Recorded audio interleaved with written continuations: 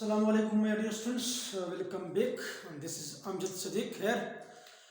आज हम nucleic acid का जो टाइप्स थे उसमें से हमने कहा था कि जो आपके पास न्यूक्लिक एसिड है वो न्यूक्लियोटाइड से बना होता है।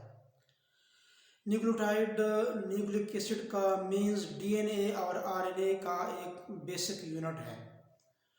और फिर हमने नेक्स्ट लेक्चर में ये पढ़ा था कि न्यूक्लियोटाइड जो होते हैं ये तीन किस्म के होते हैं, mononucleotide, dinucleotide and polynucleotide. Mononucleotide और डाइन्यूक्लियोटाइड को हम प्रीवियस लेक्चर में डिटेल से पढ़ चुके थे। आज हम न्यूक्लियोटाइड का जो थर्ड टाइप है दैट इज़ दी पॉलीन्यूक्लियोटाइड, उसके बारे में हम डिस्कस करेंगे कि पॉलीन्यूक्लियोटाइड बेसिकली क्या होता है। अब पॉलीन्यूक्लियोटाइड में ही बेसिकली हम डीएनए और आरएनए को स्टडी करते हैं, क्योंकि पॉली का मतलब है many, nucleotide means nucleotide, poly mean many means many nucleotide. और हमने स्टार्ट लेक्चर में हमने पढ़ा था जब हम न्यूक्लिक एसिड को स्टार्ट कर रहे थे कि न्यूक्लियोटाइड 3 कंपोनेंट से बना होता है। इसमें एक होता है पेंटोज शुगर, दूसरा होता है नाइट्रोजनियस बेसिस और थर्ड होता है इसमें फास्फोरिक एसिड फास्फेट ग्रुप। तो 3 कंपोनेंट से न्यूक्लियोटाइड बना होता है। अब ये 3 कंपोनेंट जो कि एक न्यूक्लियोटाइड बनाते हैं, ये एक बेसिक यूनिट है पॉलीन्यूक्लियोटाइड का, डीएनए और आरएनए का। क्योंकि डीएनए और आरएनए इसी बेसिक यूनिट न्यूक्लियोटाइड ही से बने होते हैं, that's why they are called polynucleotide के डीएनए और आरएनए मैनी न्यूक्लियोटाइड यूनिट से बने हुए होते हैं। हम इधर डिस्कस करेंगे कि कैसे डीएनए और आरएनए मैनी न्यूक्लियोटाइड से बने हुए होते हैं। बट आज का जो लेक्चर है वो सिर्फ और सिर्फ डीएनए के बारे में है। नेक्स्ट जो हमारा लेक्चर होगा वो फिर आरएनए के बारे में होगा। तो डीएनए क्या होता है basically? DNA stands for deoxy ribo nucleic acid.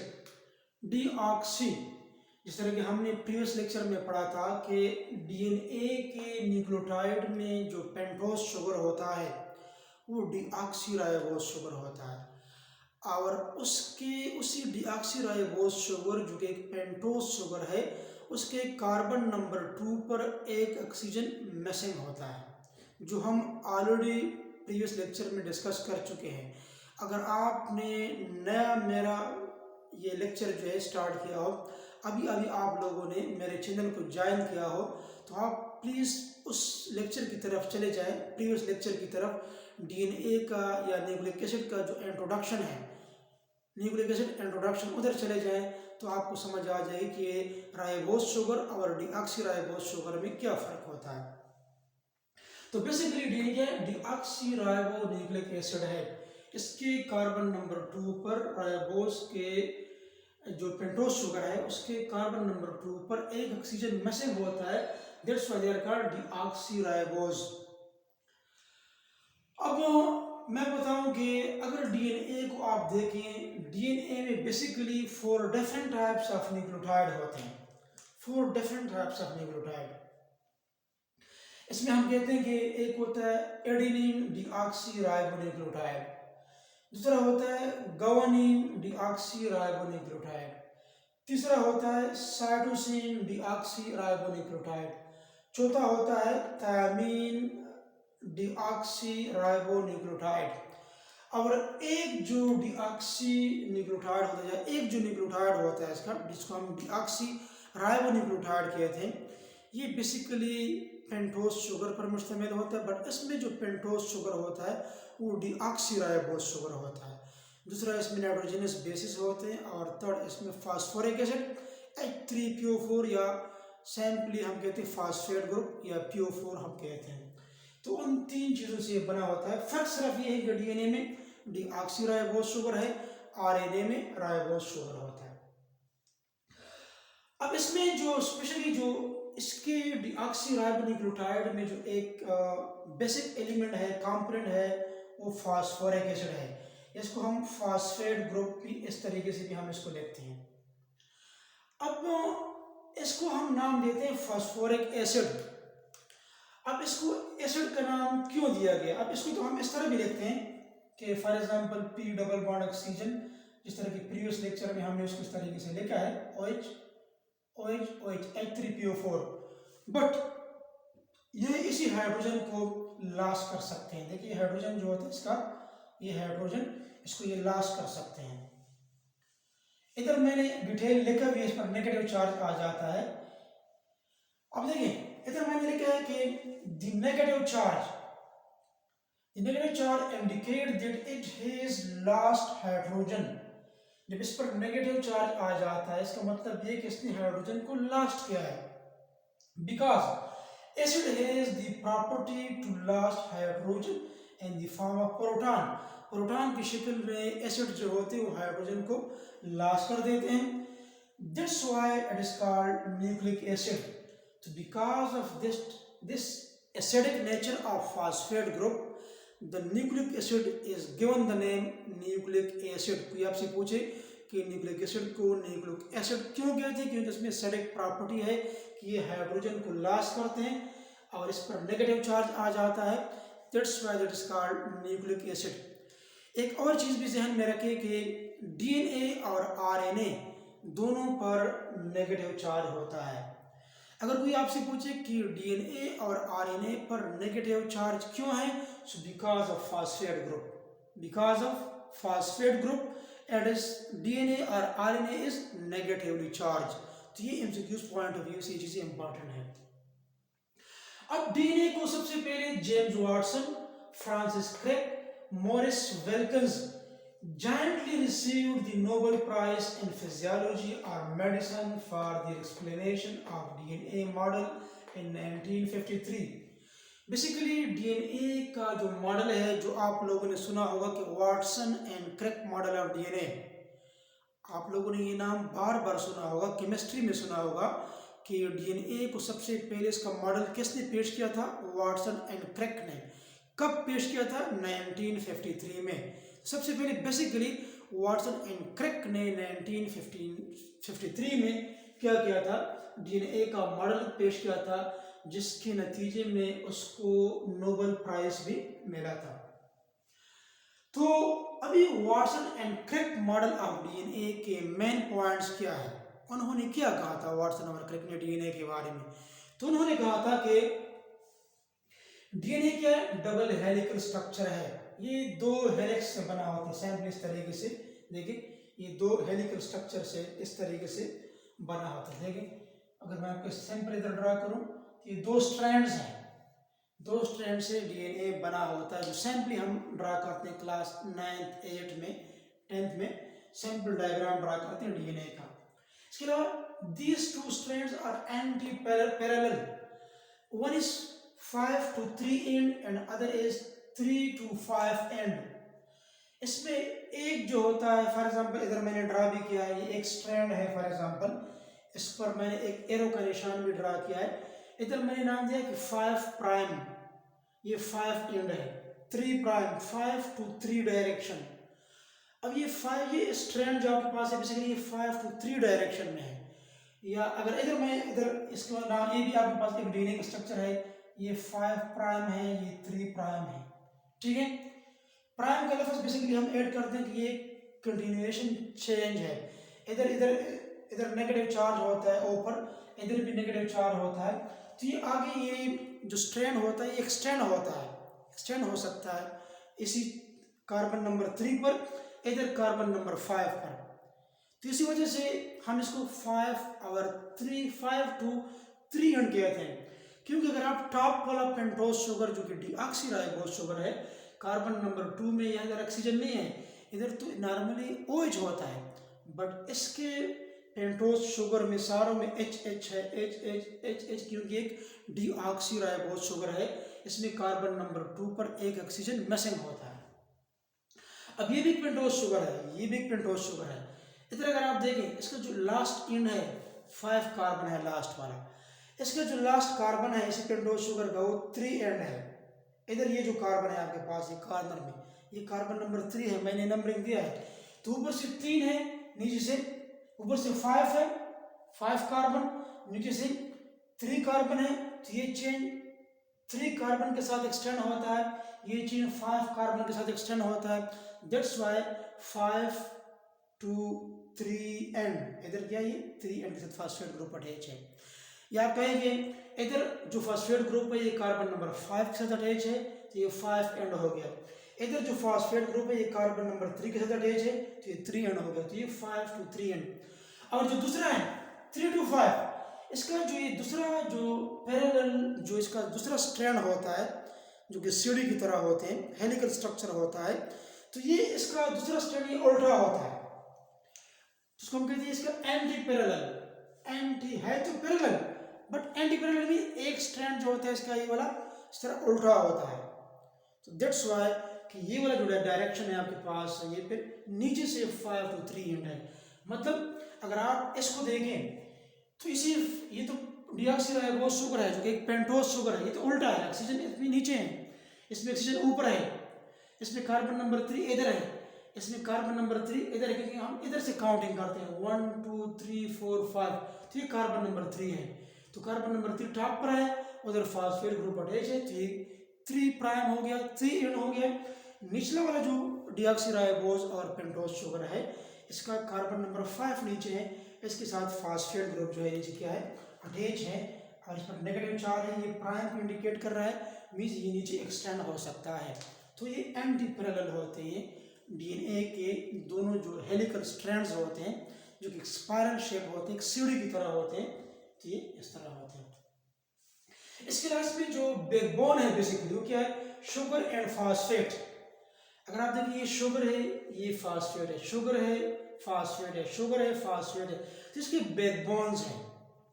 और जो नाइट्रोजनस बेसिस हैं these are projected towards the outside या इनसाइड या बाहर साइड पर ये इसका ये बैकबोन है पेंटोस शुगर और फास्फेट ग्रुप, इसका ये बैकबोन है, इससे नाइट्रोजनस बेसिस एराइज हुए होते हैं। अगर मैं आपको इधर सिंपल बताऊं फॉर एग्जांपल, इसी डायग्राम को मैं ड्रा वो कर लूँ फॉर एग्जांपल, ये बेसिकली इस तरह होते हैं। ये आपके पास फॉर एग्जांपल ये आपके पास डीएनए का एक स्ट्रैंड है फॉर एग्जांपल, ठीक है, इस तरीके से इधर आपके पास phosphate group sugar, phosphate group और ये शुगर, इधर भी phosphate group and sugar, phosphate group and sugar, ये बेसिकली आपके पास क्या है, ये एक बैकबोन है। अब इससे इधर साइड पर ये nitrogenous bases for example adenine, guanine, adenine के सामने क्या आता है थायमिन, ग्वानिन के सामने क्या आता है साइटोसिन, इस तरीके से एडेनिन सामने थायमिन, इधर साइटोसिन, इधर ग्वानिन। तो आपको पता है कि एडेनिन और थायमिन के दरमियान में डबल हाइड्रोजन बॉन्ड होता है और साइटोसिन और ग्वानिन के दरमियान में ट्रिपल हाइड्रोजन बॉन्ड होता है, जो हमने इधर शो भी किया है। तो बेसिकली क्या है इसमें हमने सिर्फ ये डिस्कस करना है कि एडेनिन और थायमिन के दरमियान में डबल हाइड्रोजन बॉन्ड और ग्वानिन और साइटोसिन के दरमियान में ट्रिपल हाइड्रोजन बॉन्ड और डबल हाइड्रोजन बॉन्ड होता है। ये हम आगे डिस्कस करेंगे, क्योंकि एडेनिन और थायमिन में 2 बॉन्ड्स की हाइड्रोजन बॉन्ड की पॉसिबिलिटी है और ग्वानिन और साइटोसिन के दरमियान में 3 बॉन्ड की पॉसिबिलिटी है, इसलिए 3 और 2 बॉन्ड्स बनते हैं। अब इससे डीएनए का ये डीएनए मैंने ये ड्रा किया, ये स्ट्रक्चर भी ड्रा किया, ये भी ड्रा किया, ये भी ड्रा किया, सारे डीएनए हैं का स्ट्रक्चर मैंने ड्रा किया है। इसका जो डायमीटर है, diameter of DNA is 2 nanometre. अब ये आपके पास एक डीएनए डबल हेलिकल स्ट्रक्चर, इसका जो ये डायमीटर है ये 2 नैनोमीटर है, इधर भी इधर से लेकर इधर तक ये 2 नैनोमीटर है। This is basically the 2 nanometre इसका डायमीटर है डीएनए का। Distance between nitrogenous bases is 0.34 nanometre.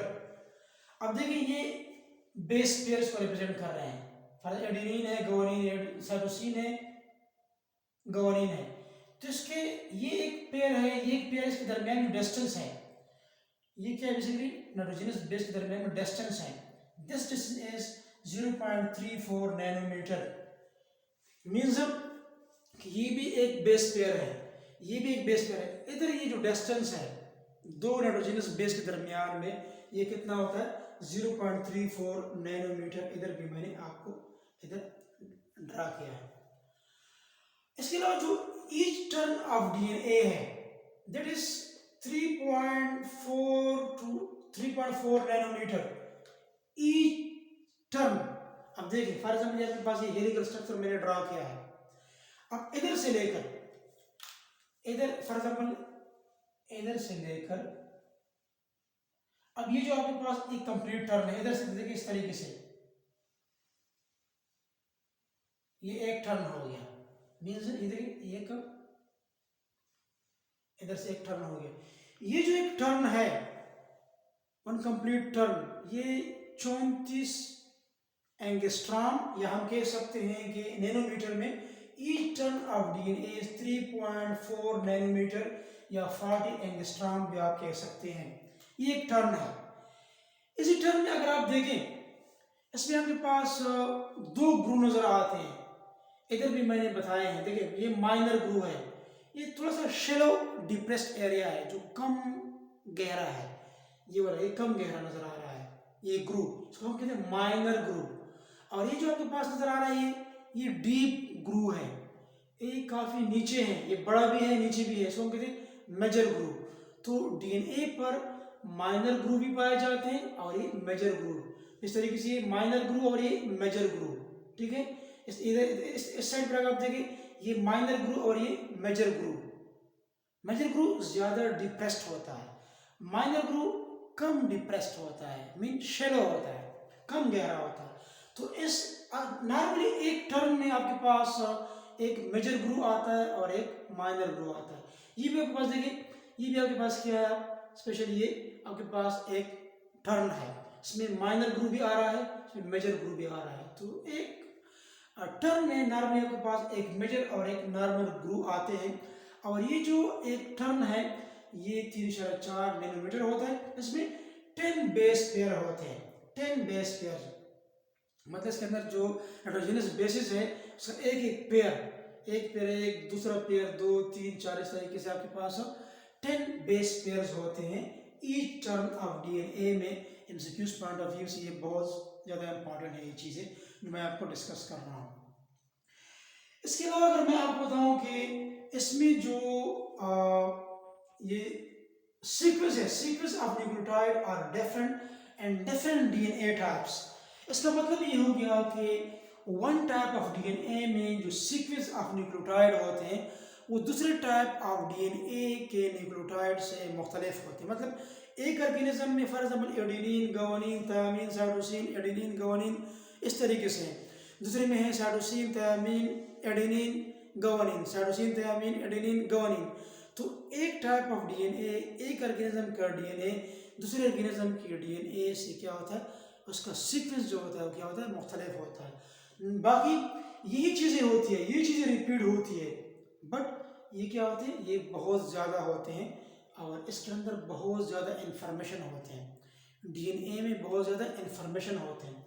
इस तरह के हम कहते हैं कि फॉर एग्जांपल ये आपके पास एक डीएनए है, फॉर एग्जांपल अभी जो आपके पास एक डीएनए है फॉर एग्जांपल, इसमें तो बहुत सारे नाइट्रोजनस बेसिस होते हैं, न्यूक्लियोटाइड होते हैं इस तरीके से। ये कई हजार न्यूक्लियोटाइड जो होते हैं एक जीन बनाते हैं, फिर कई हजार या 2000 4000 न्यूक्लियोटाइड कंबाइन होकर एक जीन बनाते हैं, फिर जीन बनाते हैं। तो एक जीन कई हजार न्यूक्लियोटाइड पर या कई न्यूक्लियोटाइड पर मुश्तमिल होता है। और हम कहते हैं कि जीन क्या होता है, gene is the segment of DNA which is responsible for a specific character। Gene basically क्या होता है, gene is a segment of DNA, DNA का एक पार्ट होता है जो कि खास करेक्टर के लिए रिस्पॉन्सिबल होता है। कि बॉडी में आई कलर है, आपका स्किन कलर है, आपका हेयर कलर है, शेप है, इन सारों के लिए अपना अपना एक प्रॉपर जीन होता है जो इसी डीएनए ही में लोकेट होते हैं। तो डीएनए के जिस पॉइंट पर जीन मौजूद होते हैं उसको हम कहते हैं लोकस। लोकस का जो प्लूरल है उसको हम कहते हैं लोसाई, जो हम क्रोमोसोम के टॉपिक में हम डिस्कस कर चुके हैं चैप्टर नंबर 1 में जब हम न्यूक्लियस पढ़ रहे थे। अब आपके पास में ये स्ट्रक्चर की तरफ हम आते हैं। आपके पास स्ट्रक्चर है आपके पास। अब स्ट्रक्चर ये मैंने प्रीवियस लेक्चर में भी मैंने आप लोगों को ये ड्रा किया था। अगर मैं फॉर एग्जांपल इसको मैं मिटाऊँ, फॉर एग्जांपल इधर आपको अगर मैं बताना चाहूँ कि ये बेसिकली किस तरह होता है, तो या इधर भी मैं आपको एक्सप्लेन कर सकता हूँ। देखिए ये आपके पास एक डीऑक्सीराइबोस शुगर होता है। अब जो कार्बन नंबर 3 है, इधर तो बेसिकली OH होता है, इधर OH होता है, और जो फास्फेट होता है, फास्फेट का भी इधर OH होता है, क्योंकि फास्फेट का स्ट्रक्चर तो बेसिकली हम इस तरह ड्रा करते हैं, OH OH OH and OH। अब ये OH होता है। अब क्या हो जाता है, इन दोनों के दरमियान में रिएक्शन हो जाता है, एक का हाइड्रोजन दूसरे, एक का OH दूसरे का हाइड्रोजन। देखिए फॉर एग्जांपल ये OH कार्बन नंबर 3 का चला गया, अब H जो है ये फास्फेट के OH का चला गया, दरमियान में क्या रह गया, O रह गया, तो इधर हमने इधर ड्रा किया है। तो ये जो बॉन्ड आपके पास बनता है, this bond is called ester bond. इसको हम क्या कहते हैं, ईस्टर बॉन्ड। ये आपके पास जो आपके पास बॉन्ड बन जाता है, this bond is basically called ester bond.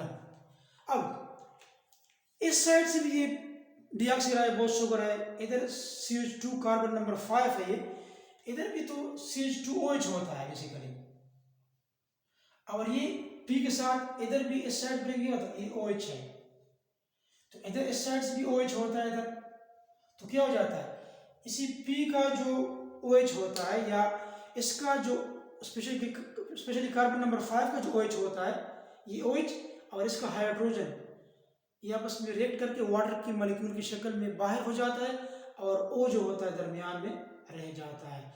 ये बॉन्ड जो आपके पास बन जाता है बेसिकली, ये भी आपके पास क्या है, ये भी एक ईस्टर बॉन्ड है, ये भी एक ईस्टर बॉन्ड है। चूंकि ये ईस्टर बॉन्ड जो होता है फास्फेट के साथ बनता है, तो that's why this ester bond is called फास्फोईस्टर,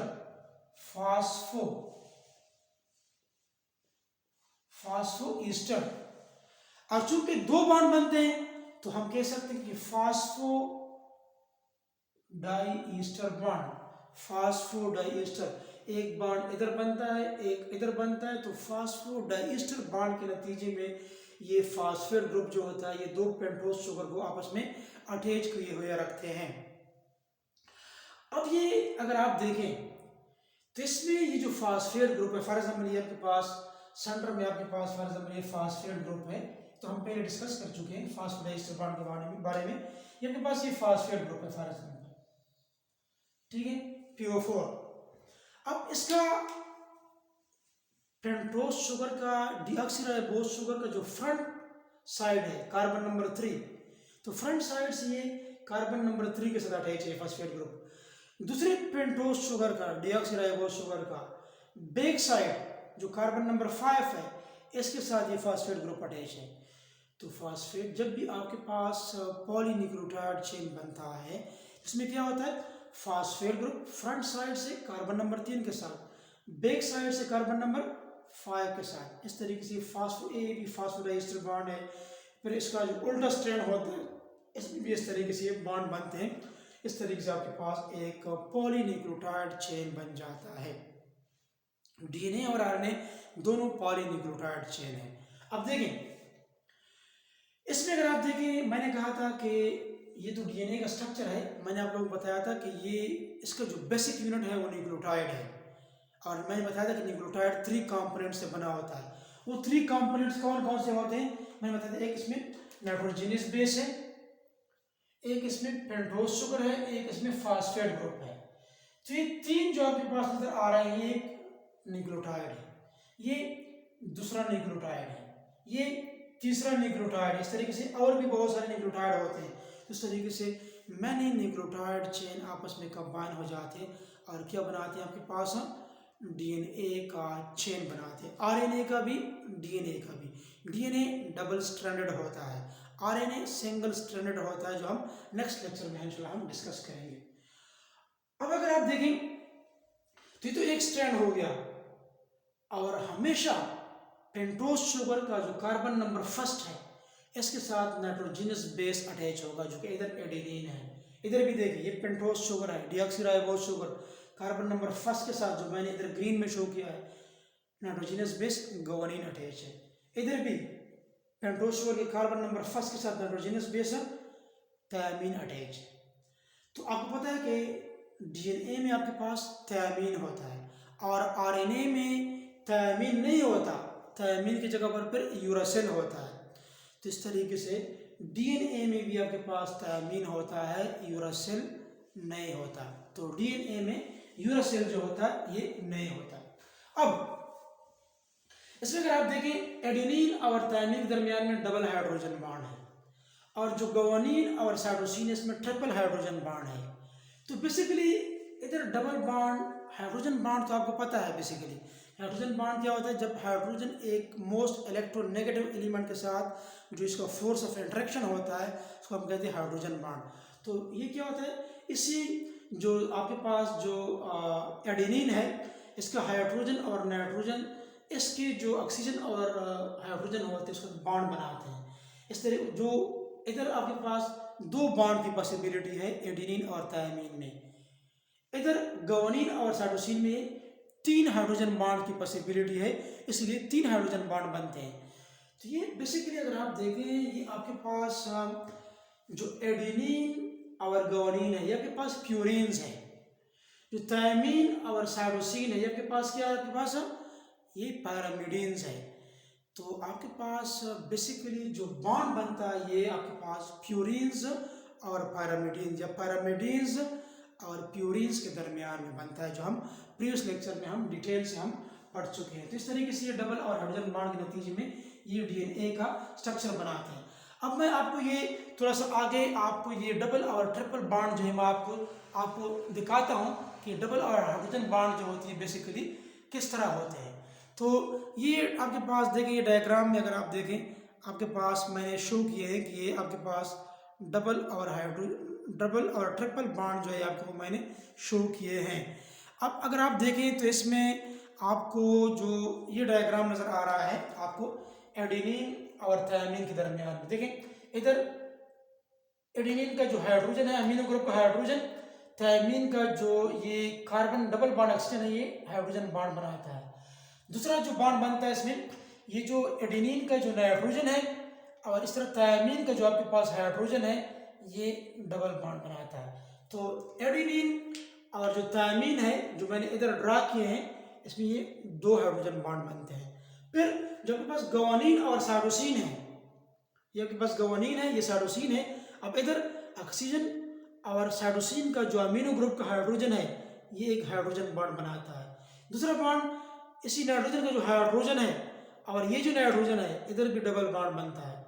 और फिर इसी गुआनिन के अमीनो ग्रुप का जो हाइड्रोजन है साइटोसिन के कार्बन डबल बॉन्ड ऑक्सीजन के साथ हाइड्रोजन बॉन्ड, तो इधर 3 हाइड्रोजन बॉन्ड बन गए, इधर आपके पास 2 हाइड्रोजन बॉन्ड बन गए। तो इस तरीके से हम कहते हैं कि एडेनिन और थायमीन के दरमियान में डबल हाइड्रोजन बॉन्ड होता है और गुआनिन और साइटोसिन के दरमियान में क्या होता है, ट्रिपल हाइड्रोजन बॉन्ड होता है। और ये तो आपको इधर समझ आया होगा। इधर भी आपको मैंने प्रीवियस लेक्चर में ये डायग्राम ड्रा किया था जब मैं आपको एटीपी का स्ट्रक्चर और जो मैं आपको डाइन्यूक्लियोटाइड आपको समझा रहा था, उस वक्त मैंने आप लोगों को बताया था कि बेसिकली जो आपके पास एडेनिन है, एडेनिन ये इसी कार्बन नंबर फर्स्ट के साथ किस तरह बॉन्ड बनाता है। ये आपके पास ये जो अगर इसको हम numbering they they for example, ये आपके पास हो गया कार्बन नंबर 1 2 3 4 5 6 7 8 और 9। अब ये 9th वाला जो आपके पास ये एडेनिन है फॉर एग्जांपल, ये इसके कार्बन नंबर फर्स्ट के साथ क्या बनाता है, ये बॉन्ड बनाता है कार्बन नंबर फर्स्ट के साथ। अगर मैं आपको फॉर एग्जांपल इधर मैं आपको ड्रा करूं फॉर एग्जांपल, जब आपके पास ये नाइट्रोजनस बेस अटैच होते हैं तो इसी डीऑक्सीराइबोस शुगर को अगर मैं इधर ड्रा करूं फॉर एग्जांपल, ये आपके पास क्या है, आपके पास एक डीऑक्सीराइबोस शुगर है, कार्बन कार्बन, इधर कार्बन कार्बन और इधर कार्बन नंबर 5 होता है CH2OH, ठीक है। इधर कार्बन नंबर फर्स्ट 2 3 4 एंड 5, चूंकि ये डीऑक्सीराइबोस शुगर है तो इधर हाइड्रोजन, इधर क्या होता है, इधर भी हाइड्रोजन, इधर O मिसिंग होता है, इधर आपके पास OH होता है, कार्बन नंबर फर्स्ट इधर H होता है, ठीक है।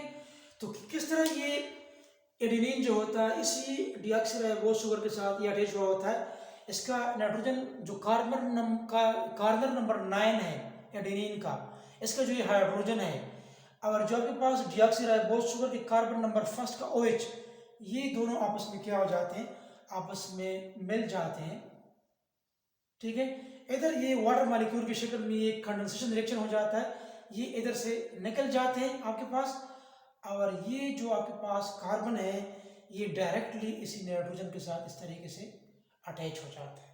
तो ये जो आपके पास नाइट्रोजनस बेस इस तरीके से ये प्रोजेक्टेड आउट हुए होते हैं साइड पर इस तरीके से। तो लेकिन मैंने इधर आपको सैंपल एडिनिन लिखा है, ग्वानिन लिखा है, एंड थायमिन लिखा है, बट ये आपके समझाने के लिए, ठीक है। तो ये आज का लेक्चर था। आज के लेक्चर में आप लोगों ने क्या पढ़ा? आज के लेक्चर में आप लोगों ने पॉलीन्यूक्लियोटाइड के बारे में पढ़ा, स्पेशली DNA के बारे में आज हमने पढ़ा कि DNA क्या होता है, न्यूक्लियोटाइड क्या होता है, और डीऑक्सीराइबोन्यूक्लियोटाइड जो कि DNA में मौजूद होते हैं ये क्या होते हैं, और साथ साथ हमने DNA के मुख्तलिफ स्ट्रक्चर के बारे में हमने बताया कि इस तरह भी DNA का स्ट्रक्चर होता है, इस तरह भी होता है, इस तरह भी होता है। बट आपने पेपर में इस तरीके से आप लोगों ने डायग्राम ड्रा करना है ताकि आपके फुल मार्क्स आ सके, क्योंकि ये एक इसका जो प्रॉपर डायग्राम है वो इस तरह होता है। बाकी मैंने आपको इसके डायमीटर के बारे में बता दिया, जो नाइट्रोजनस बेसिस है उसके दरमियान में जो डिस्टेंस है उसके बारे में बता दिया, वन टर्न में कितने बेस पेयर होते हैं, कितने इसका डायमीटर होता है वो भी मैंने आपको बता दिया। उम्मीद है आज का लेक्चर आपको पसंद आया होगा। अगर आपको इस लेक्चर की समझ आ गई है तो मेरे चैनल को सब्सक्राइब करें और अपने दोस्तों के साथ शेयर करें, और आखिर में मैं आपको ये कहूँगा कि अपने दुआओं में हमें ज़रूर याद रखें। अल्लाह हाफिज़।